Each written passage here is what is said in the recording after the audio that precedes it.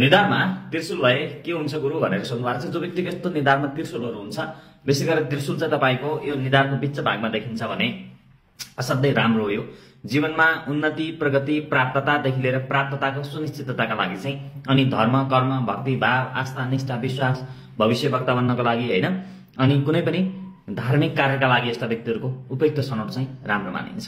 त्यसैले निधारमा त्रिशूल हुनु आफैमा विशेष हो। यस्ता व्यक्तिहरू अझ कुनै पनि चिजको साधना, जस्तै कि तन्त्र मन्त्रको साधनाहरू गर्ने हो भने एकदमै राम्रो हुन्छ। यस्ता व्यक्तिहरूको बाणीमा शक्ति पनि हुने गर्छ। त्यो भएका हिसाबले निधारमा त्रिशूल हुनु असाध्यै राम्रो र एउटा वरदान साबित हो।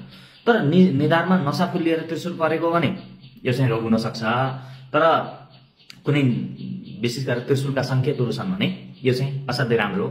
भाग्यमानीहरूको मात्रै हुन्छ निधारमा त्रिशूल भनेर पनि यदाकदा विश्लेषणहरू गरिएको हुन्छ। त्यसैले निधारमा त्रिशूल हुनु यो एकदमै राम्रो। अझ हत्केलामा पनि त्रिशूल छ भने त यस्ता व्यक्तिले जहाँ जहाँ हात हाल्यो त्यहीँ सफल हुने गर्छन्, जहाँ पाइला राख्यो त्यहीँ सफलताको शिखर चुम्ने गर्छन्। त्यसैले निधारमा त्रिशूल हुनु एकदमै राम्रो हो।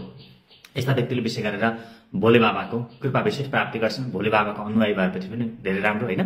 अनि यस्ता व्यक्तिले अलिकति आध्यात्मिक जागृतता आफूमा बढाउनु भयो भने एकदमै हुन्छ राम्रो। केही कमेन्ट गर्नु छ, कमेन्ट सेक्सन खाली छ, गर्न सक्नुहुन्छ है त।